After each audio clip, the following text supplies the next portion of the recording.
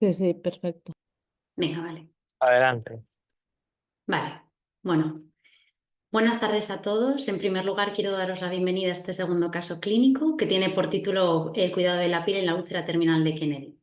Soy Ana Arevalillo Gonzalo, enfermera del equipo de atención al paciente crónico complejo y cuidados paliativos pediátricos del Hospital Universitario Donosti.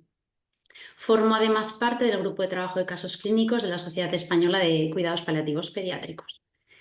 Recordaros brevemente que esta formación que se está impartiendo está compuesta por 8 casos clínicos y además está acreditada, y por ello será necesaria una participación mínima de 6 casos clínicos y rellenar la encuesta de satisfacción que os facilitaremos al final de la sesión.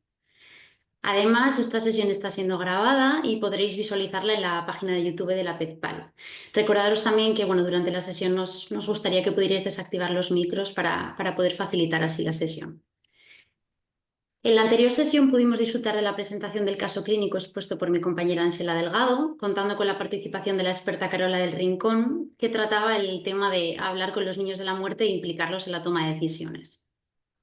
En la sesión de hoy trataremos el tema del cuidado de la piel en la úlcera terminal de Kennedy mediante la exposición de un caso clínico hipotético, y para ello contaremos con la experta Lorena Pérez López, quien nos aportará su visión especializada y recomendaciones prácticas para el manejo de estos casos en el ámbito de los cuidados paliativos pediátricos. Lorena es enfermera especialista en pediatría en la Unidad de Cuidados Paliativos Pediátricos del Hospital Universitario Central de Asturias. Cuenta con una extensa trayectoria profesional, tanto en pediatría como en adultos, habiendo trabajado durante 12 años en la Unidad de Intensivos de Pediatría de la UCA y formando actualmente parte del equipo de cuidados paliativos pediátricos del mismo hospital. Muchísimas gracias, Lorena, de verdad, por aceptar la invitación y poder contar con tu participación en este caso. Los objetivos que se pretenden conseguir mediante la presentación de este caso son los siguientes. Por un lado, promover un enfoque humanizado de la atención, priorizando el bienestar, el confort y la comunicación efectiva entre el equipo de salud, el paciente y la propia familia. Manejar las úlceras por presión, incluyendo la úlcera terminal de Kennedy, a lo largo del proceso de enfermedad. Evaluar y adaptar los cuidados de enfermería durante todo el proceso, garantizando el confort en todas las fases de la propia enfermedad.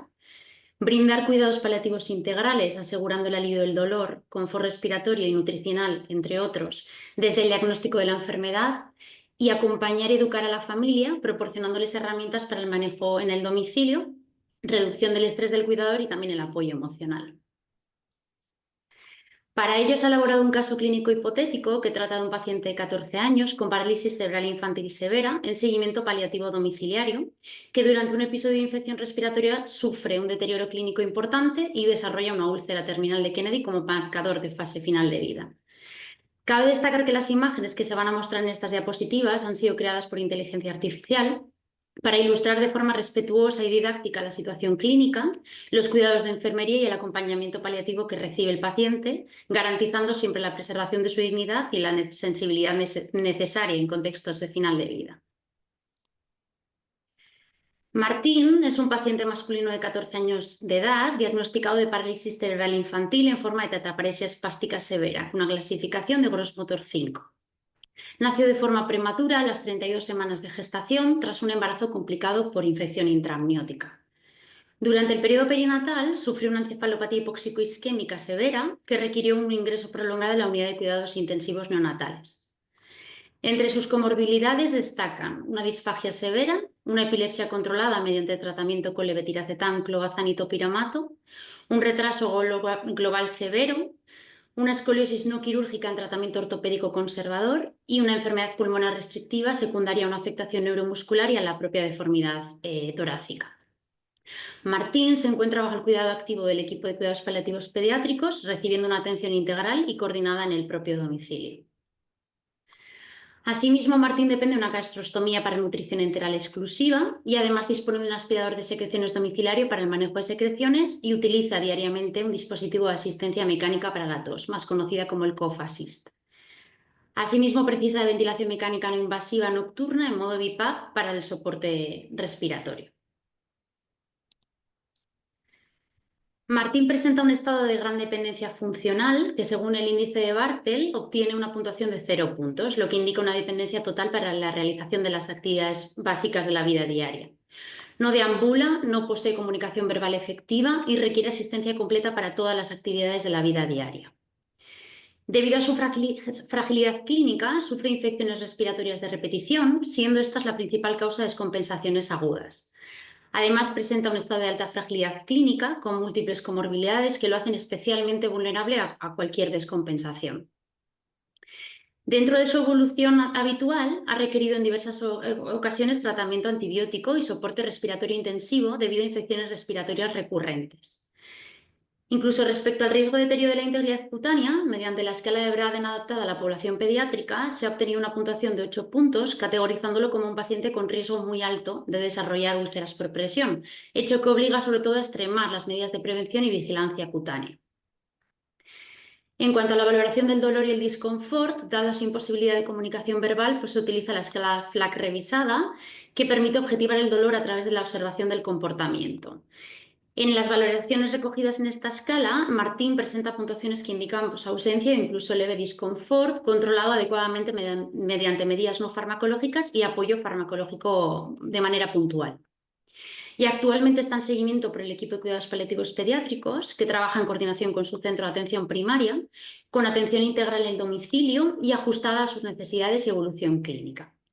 En este trabajo en red se priorizan sobre todo los cuidados centrados en garantizar el confort, el control de los síntomas y la calidad de vida, priorizando sobre todo intervenciones médicas de bajo impacto y evitando medidas agresivas o desproporcionadas, incluso evitando hospitalizaciones innecesarias en el caso que fuera necesario o posible, y proporcionando apoyo continuado a la familia, centrando los cuidados en el entorno del hogar. Durante el seguimiento habitual en domicilio, los padres de Martín se ponen en contacto con el equipo de cuidados paliativos pediátricos para informar de una serie de cambios significativos en el estado de Martín. Refieren que en los últimos días han observado un aumento progresivo de la dificultad respiratoria, con un mayor esfuerzo respiratorio incluso bajo el soporte habitual de ventilación mecánica no invasiva nocturna. Además, describe un estado de somnolencia persistente, con menor nivel de respuesta a estímulos habituales y mayor tendencia al sueño durante el día, lo que representa un cambio respecto a su situación basal.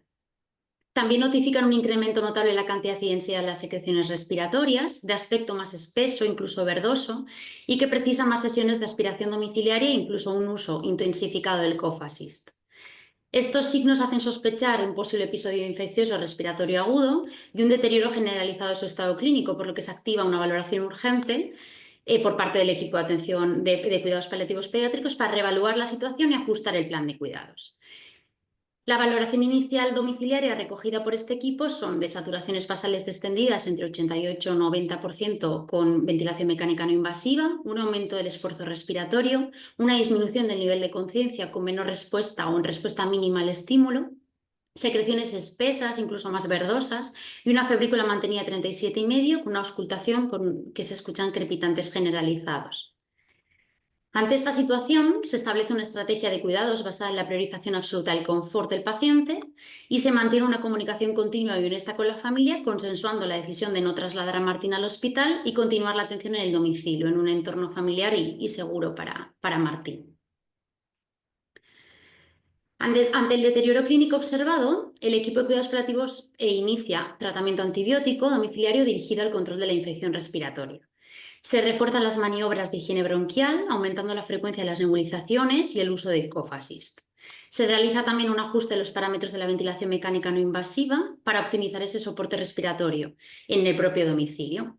Y de manera paralela, se implementan cuidados sintomáticos prioritarios con control del disconfort respiratorio, priorizando siempre el bienestar de Martín. A pesar de las medidas instauradas en el domicilio, Martín muestra un progresivo empeoramiento respiratorio, evidenciándose un aumento del esfuerzo ventilatorio con necesidad creciente del soporte de ventilación mecánica no invasiva y disminución también de la eficacia más bien de las maniobras de higiene bronquial. Durante esa valoración se constata un cuadro de hipoperfusión periférica manifestada por extremidades frías y presencia de motas violáceas en la piel, muy indicativas de un compromiso circulatorio incipiente. De manera paralela, se observa una disminución de la tolerancia a la ingesta enteral, con un aumento de residuos gástricos y distensión abdominal, por lo que se reduce progresivamente el volumen de alimentación administrado. Todo ello es acompañado por un decaimiento global, con una menor respuesta a estímulos y progresiva pérdida de la conciencia de su propio entorno. Durante este día se identifica la aparición de una lesión cutánea de instauración rápida localizada en la hipófisis espinosa de la región dorsal. La lesión presenta características típicas como son una placa violácea oscura, de bordes irregulares, no blanqueante a la presión y sin signos de infección local. Tras esa valoración clínica se diagnostica una úlcera terminal de Kennedy, que es un subtipo de lesión por presión que aparece en pacientes en fase de agonía o próximos al final de vida. Tras la aparición de la lesión cutánea se recoge también la importante inquietud manifestada por la madre de Martín, que es la principal cuidadora del paciente. A pesar de haber aplicado de manera rigurosa todas las medidas de prevención de deterioro de la integridad cutánea recomendadas, como son los cambios posturales frecuentes, incluso la hidratación exhaustiva de la piel, el uso de superficies de alivio de la presión o incluso una vigilancia continua del estado cutáneo, pues la aparición de esa lesión le genera esos sentimientos de frustración, de impotencia e incluso de culpa. La madre expresa su tristeza al observar el desarrollo de una úlcera, a pesar del esfuerzo, dedicación y esmero constantes en los cuidados diarios que ha realizado con Martín. Ante esta situación, el equipo de cuidados paliativos refuerza el acompañamiento emocional, valida las emociones expresadas por la madre y explica de manera clara y sensible la naturaleza de la úlcera terminal de Kennedy, recalcando que su aparición no se debe a una negligencia o fallo en los cuidados, sino que es consecuencia directa del proceso de fallo multiorgánico y del deterioro sistémico propio de la fase terminal. Se enfatiza que los cuidados brindados han sido excelentes y que en este momento pues, el foco debe orientarse exclusivamente al confort y al propio acompañamiento a Martín. En esta fase, además, se mantiene el soporte respiratorio a través de la ventilación mecánica no invasiva, ajustada a parámetros de confort, añadiendo oxigenoterapia suplementaria en casos pues, de disconfort respiratorio. Y a nivel nutricional se procede a la suspensión progresiva de la alimentación enteral, pues, priorizando sobre todo la ausencia de molestias gastrointestinales. En cuanto al control de síntomas, se administra medicación subcutánea para el control de la disnea, el dolor y la propia agitación, utilizando morfina y midazolam. Y el acompañamiento familiar se refuerza asegurando la presencia, sobre todo continua, del equipo de cuidados paliativos pediátricos en domicilio, brindando ese soporte emocional intensivo y ayudando a la familia a transitar pues, este momento tan crítico. Se organiza además un plan de final de vida en el domicilio y se respeta en todo momento los rituales familiares, garantizando la permanencia de los seres queridos junto a Martín. Martín evoluciona hacia un patrón respiratorio agónico y tras los ajustes farmacológicos indicados pues no se evidencian signos de sufrimiento. Finalmente, Martín fallece en su domicilio, rodeado de su familia y acompañado sobre todo por el equipo de cuidados paliativos pediátricos en un entorno de respeto, dignidad y mucho amor. Como reflexión final, este caso refleja la evolución natural de un paciente pediátrico con parálisis cerebral infantil severa en seguimiento paliativo, donde las infecciones respiratorias recurrentes precipitan la descompensación terminal. La aparición de esta úlcera o la úlcera terminal de Kennedy se presentó como un marcador visible de la progresión hacia un fallo sistémico irreversible. Y el enfoque de cuidados centrado en el domicilio, priorizando el confort, evitando intervenciones fútiles, pues permitió garantizar una atención respetuosa, digna y centrada en la calidad de vida en los últimos días. Y ahora sí, tras la explicación de este caso, doy paso a Lorena, quien nos va a brindar su perspectiva sobre este fenómeno y las mejores estrategias para el abordaje de este tipo de úlceras, centrándose en la importancia de la valoración temprana, los cuidados orientados al confort y el acompañamiento integral en el contexto de los cuidados paliativos. La experiencia que nos va a aportar Lorena se centra también en la importancia de la educación y el apoyo familiar, ayudando a los padres a entender y sobrellevar la progresión de la enfermedad y la transición al final de vida y posterior duelo. Todo tuyo, Lorena. Gracias. A ver, ¿se ve bien? ¿Sí? Vale. Bueno. Gracias, Enara, por la presentación. Espero poder aportar pues, materia de interés, ¿no? Vamos a empezar por situarnos un poquito. La piel se trata del órgano más grande del cuerpo y tiene una función muy importante en la protección y también en las relaciones que establecemos con los demás, ¿no? Nuestros pacientes tienen una gran importancia como forma de comunicar con las personas que tienen alrededor y es una pieza fundamental dentro del cuidado básico de los peques, ¿no? Y vamos a tener por ello unos cuidadores muy implicados generalmente en la figura de la madre. ¿Qué son las úlceras terminales por entrar en materia? Bueno, Pues son unas lesiones cutáneas que aparecen en fase final de vida, única y exclusivamente, y manejamos una horquilla temporal que oscila entre las 6-8 semanas u horas previas al fallecimiento. En muchas ocasiones van a ser la primera señal de que se acerca el óbito.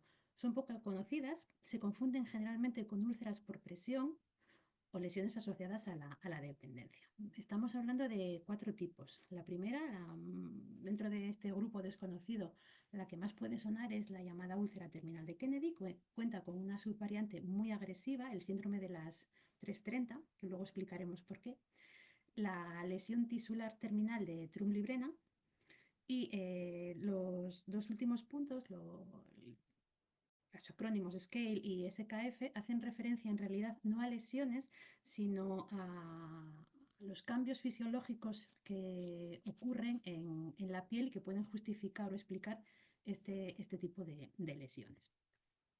Se las engloba dentro de las úlceras por presión, aunque desde la última década para acá pretenden que constituyan un grupo propio porque la fisiopatología es muy distinta. Aun cuando vamos a acabar en el mismo punto, el origen es distinto y por lo tanto, de cara sobre todo a explicar a la familia y los cuidados, pues es importante tener esto en cuenta. ¿Por qué? Porque son inevitables. Da igual lo que hagamos. Así como las úlceras por presión eh, con unos cuidados adecuados, ¿no? Como exponía Enara en el caso, sí que podemos prevenirla. Aquí da igual lo que hagamos. Dependen de un fallo multisistémico y por lo tanto no vamos a poder prevenirlas ni evitarlas. La primera referencia que tenemos oficial, ¿no? La primera descripción de estas lesiones nos las va a dar Karen Lu en 1989, una enfermera comunitaria que estaba muy centrada en el cuidado de la piel y es la que las define.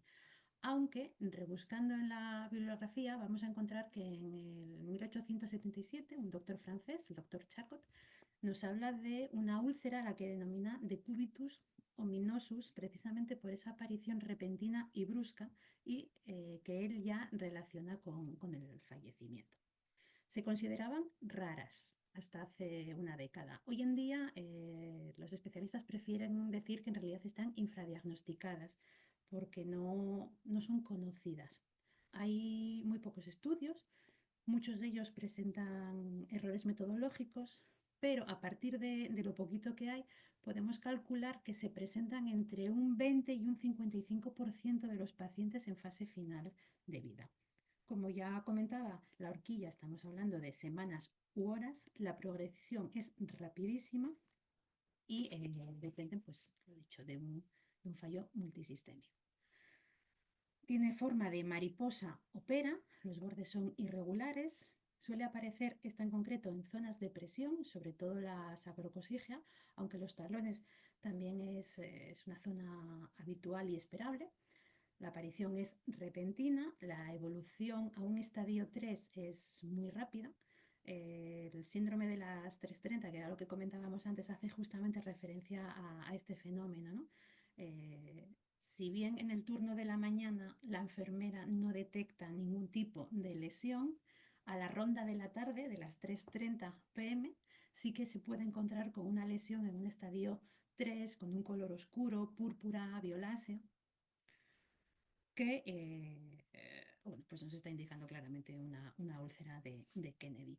No tenemos escalas para evaluarlas específicas. Generalmente se utilizan las escalas de las úlceras por presión, de las lesiones asociadas a la dependencia, tanto la Mina como la Braden. Y esto puede dar problemas porque estaríamos tratando de diagnósticos erróneos con unos objetivos que no vamos a poder cumplir y por lo tanto con unas necesidades que no van a estar cubiertas. El segundo tipo, el Trumley-Brennan, que este sí que es más desconocido aún que el anterior, está descrito más reciente, en torno al 2008.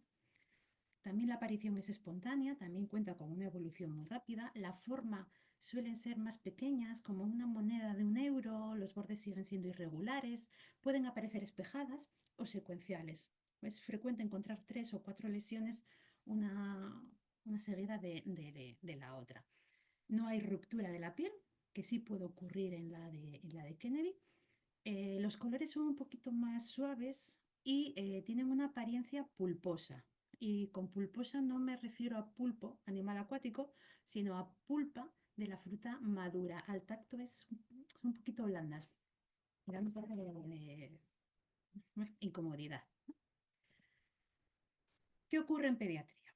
Pues nos encontramos con que si en adultos son muy raras, en niños son más raras todavía. Apenas hay evidencia, buscando en la bibliografía solamente encontramos un caso descrito.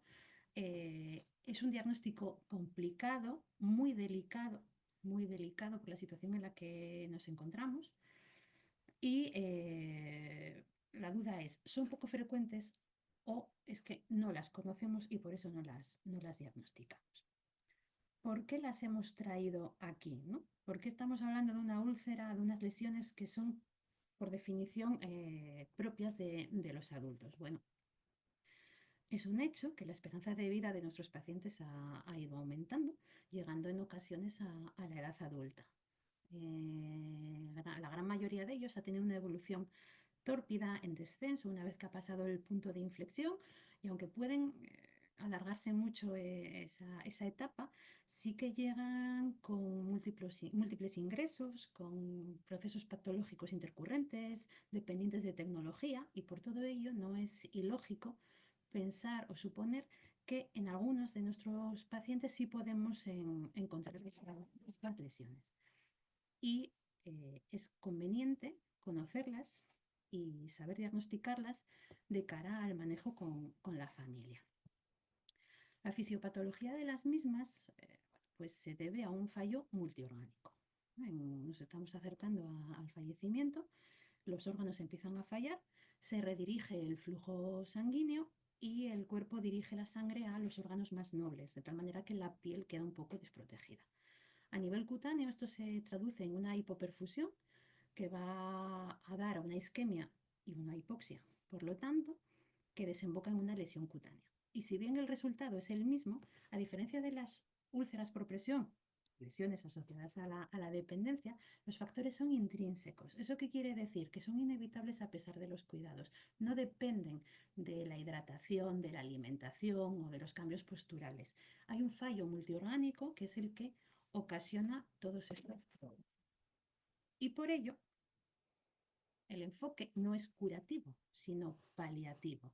Es decir, nos vamos a centrar sobre todo en el confort del paciente y controlar los síntomas. Sí que vamos a seguir el esquema TIME, aunque ligeramente modificado. No vamos a desbridar, por ejemplo, desbridamiento quirúrgico no lo vamos a intentar, sí que podemos utilizar distintos apósitos que favorezcan la retirada del tejido desvitalizado, pero no vamos a ser cruentos ni vamos a insistir en ese punto.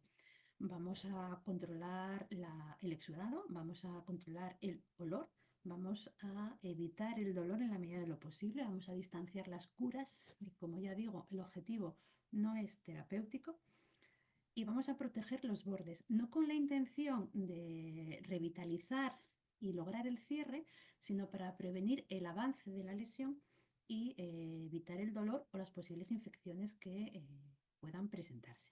Y una vez llegado a la situación de agonía, será perfectamente válido incluso suspender los cambios posturales, puesto que no vamos a evitar la aparición ni el avance de estas úlceras, pero sí vamos a evitar el dolor.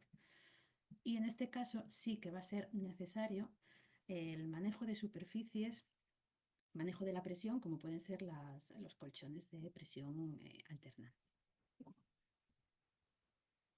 Dentro de los cuidados enfermeros vamos a encontrarnos sorpresas, porque a los ya habituales y esperables diagnósticos e intervenciones se suman otros que solemos encontrar en otros ámbitos y no en el manejo de heridas, ¿no? Como puede ser un diagnóstico de sufrimiento moral o unas intervenciones pues, de facilitar duelo, mediación de conflictos. ¿Por qué? ¿Por qué esto que está un poco fuera de lugar, ¿no? Por el enorme impacto emocional y ético que conllevan estas lesiones en el paciente y en la familia. Los cuidadores están muy implicados en el cuidado, como bien exponía Enara en el caso que hoy os traemos, y vamos a encontrar sufrimiento moral relacionado con la culpa por no cuidarlo bien, por no estar atenta. Va a requerir apoyo emocional, vamos a necesitar una mediación de conflicto con otros profesionales que posiblemente no coincidan con el diagnóstico de úlcera terminal o lesión asociada a fase final. Vamos a tener que negociar esos objetivos a conseguir, vamos a tener que evitar una acción más intensa, más directa sobre la lesión. Y en caso de que todo esto ocurra no en domicilio, sino en ámbito hospitalario, sí que vamos a tener que mediar la posible desconfianza que aparezca en la familia hacia el equipo de enfermería, tanto de planta como de UBI, por un cuidado que ellos consideran negligente. La educación es importantísimo en este punto. Hay que entender a la familia y también saber hacerles entender que la situación no depende ni de ellos ni de los profesionales, sino que es esperable por la situación en la que nos encontramos. Y facilitar el duelo porque en muchas ocasiones va a ser el primer signo del inicio de esta fase final de vida. Vale. Hasta aquí, muy resumida la teoría, porque aun cuando hay poca bibliografía, el tema da para mucho, ¿no? Y lo que nos interesaba a Enara y a mí sobre todo era bueno, pues bajar un poquito al barro y aprovechar este tema para que expongáis vuestra experiencia, porque estamos convencidas de que las habéis visto aunque no lo sepáis. Si bien en un contexto pediátrico es muy rara, muy rara, muy pocas enfermeras las conocen, aquellas que sí han oído hablar o conocen estas lesiones van a ser por circunstancias familiares, van a tener algún familiar que ha pasado eh, que ha fallecido y se las han encontrado, ¿no? En adultos es más fácil que equipos de paliativos, heridas crónicas, sí hayan oído hablar de ellas, pero sorprende que aún así, cuando te acercas a preguntar, yo llevo 2 meses rodando por mi hospital, hablando con las compañeras de adultos, y me llama la atención que no son tan conocidas como cabría esperar. ¿Cómo sabemos que hemos estado en contacto con o que hemos visto, o que en nuestro entorno ha habido una úlcera de Kennedy, una úlcera terminal? Pues por la frase que os pongo al final, si en algún momento alguien os ha dicho, ¿te puedes creer que en tantos años, 5 en este caso, nunca tuvo una herida? Que mi madre lo tuvo, y hablo de madres porque suelen ser las mujeres, ¿no? Las esposas las que cuidan a los familiares en estas fases terminales, que nunca tuvo una herida y para morir le salieron llagas. Eso, con toda probabilidad, va a ser una lesión terminal. ¿Cómo sabemos que estamos delante de una, no? Llegamos a un domicilio y encontramos a un niño en esta situación y de repente pues aparece una lesión y ¿qué te hace sospechar que no es una úlcera por presión habitual? Bueno, pues una enorme sensación de extrañeza, de extrañeza. Parafraseando la canción de la movida española, de la movida madrileña, si la pregunta que os viene a la cabeza es ¿qué hace una úlcera como tú en un sitio como este? Vais a estar delante de una úlcera terminal. Es difícil diagnosticarlas porque ya os digo que no hay escalas propias, están trabajando en ello en diversas universidades en el ámbito anglosajón. Llevan ya, lo que estuve mirando, 2 años de trabajo. Esperemos que en breve publiquen algo. El enfoque, como ya digo, es totalmente paliativo, entra dentro de nuestro campo y con la sospecha de que estamos pasando por alto en un porcentaje muy pequeñito de pacientes este tipo de lesiones. Mi experiencia al respecto, bueno, pues mi experiencia con este tema puede venir muy bien explicada, ¿no? Por este trocito que os traigo de un relato de cuentos de fantasmas. Edith Barton, la autora de La Edad de la Inocencia, es una maravillosa escritora de cuentos de fantasmas y en este pues, narra, ¿no? la experiencia de una pareja norteamericana que se muda a Inglaterra cerca de una amiga y deciden comprar una casa que les gustaría que tuviera un fantasma. Entonces es el diálogo que aparece al inicio y la amiga les confirma que efectivamente que la casa que han comprado tiene un fantasma, pero que nadie sabe, nadie de los que han vivido en la casa han sabido que estaban delante del fantasma cuando lo encuentran. ¿Cómo que no lo vamos a saber? Bueno, pues eso es lo que se cuenta, ¿no? La historia es que nadie conoce al fantasma en ese momento. Que hay un fantasma en la casa, pero nadie sabe que es un fantasma. Bueno, pues en todo caso lo sabréis después, ¿no? Mucho, mucho después. Y en mi caso fue así. Fue en el caso de mi suegro, una Trumley Brennan, que supe después lo que había sido.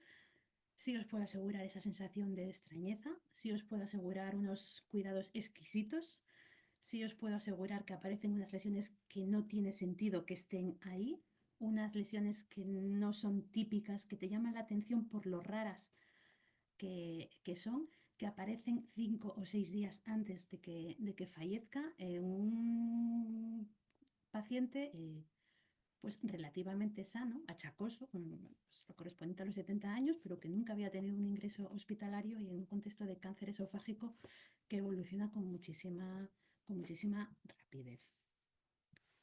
A modo de conclusión, no son abandono, no hay un déficit de cuidado, son parte del proceso terminal, a veces va a ser el primer signo que encontremos. Hay que explicar y educar a la familia en que los cuidados van a buscar el confort y el control de síntomas, no la curación. Cuidar y acompañar siempre, como es propio de este campo nuestro, y estar sobre todo muy atento a los comentarios de las familias, no solo porque puedan culpabilizarse de la situación, sino a veces también para detectar con prontitud esas pequeñas lesiones que no son úlceras propiamente dichas, pero sí que pueden evolucionar muy rápido y encontrarnos ante una lesión de este tipo. Y hasta aquí. Espero que haya sido interesante y bueno, pues disculpad los errores que hayan podido ocurrir. Nada, Lorena, desde luego que ha sido una presentación que súper enriquecedora para todos nosotros. Te tengo que dar las gracias de verdad y sobre todo porque no solamente enriquecedora con los datos que nos aportas, ¿no? Que como comentas es la gran desconocida, incluso es muy rara en nuestro entorno, ¿no? Pero que además es que nos lo enriqueces mucho más con esa experiencia que nos has aportado, así que te tengo que dar verdaderamente las gracias. Y al resto, pues no sé si tenéis... Perdón. No, sigue, sigue. Y bueno, pues al resto no sé si tenéis alguna pregunta, incluso alguna aportación que nos queráis hacer de algún caso que habréis visto en vuestro día a día, que nos podréis enriquecer al resto también con esa información, ¿no? Y esos casos que vemos y que muchas veces nos paramos a pensar, ¿no? Cuando realmente escuchamos al resto hablar de ello. Así que os escuchamos por el chat.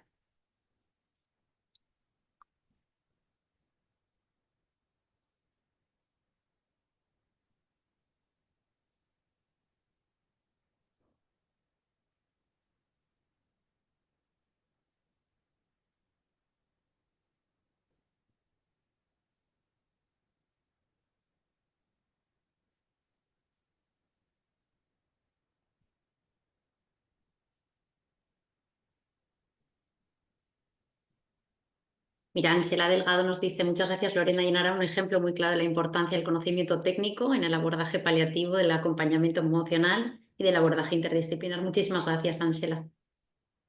Gracias. Chimo pregunta, ¿siempre aparecen en zonas de presión? La úlcera de Kennedy sí, coincide generalmente con zonas de presión. La Trumley-Brennan no. La Trumley-Brennan es una de las cosas que más llama la atención en estas lesiones porque no van asociadas a zonas de presión, muslos, pantorrillas, tórax, incluso por delante pueden llegar a aparecer, no son zonas de decúbito necesariamente.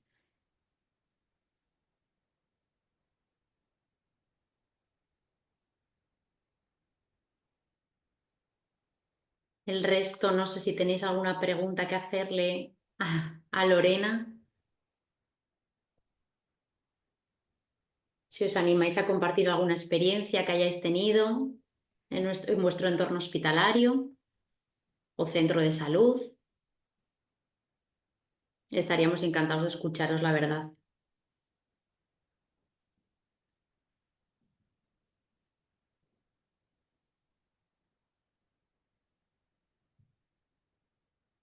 Bueno, voy a ir dejándoos el enlace de la encuesta de satisfacción que deberéis cumplimentar bueno, pues para la acreditación de la formación por el chat. Y bueno, pues os lo copio en un momentito para que lo tengáis.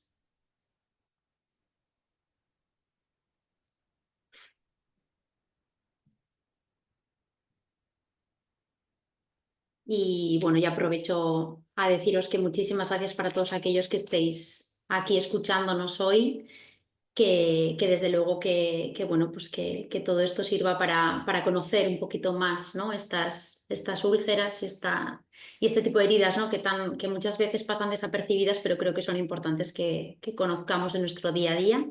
Y en especial a tu colaboración, Lorena. Gracias, compañera, de verdad. A vosotros por la invitación. Sí, es un tema que a mí me parece interesante, que todos, bueno, tenemos asociados a adultos, pero creo que es interesante conocerlo tanto por si aparecen como por si no aparecen, porque a lo mejor efectivamente en niños no se dan porque ese fallo multiorgánico no ha Mm. lugar en nuestros pacientes, ¿no? Por un tema de edad. Entonces, bueno, tanto por si es sí como por si es no, el conocimiento nunca está de más, ¿no? Desde luego, desde luego. Bueno, y os voy a compartir en un segundito el programa para que lo tengáis, para que veáis. Bueno, en sí os esperamos en la siguiente sesión que se va a realizar el 10 de junio y que trata sobre, bueno, la bioética en cuidados paliativos pediátricos, que va a ser expuesto por mi compañero Javier Lucas Hernández y bueno, pues os esperamos a todos en esa sesión. Y muchísimas gracias de verdad.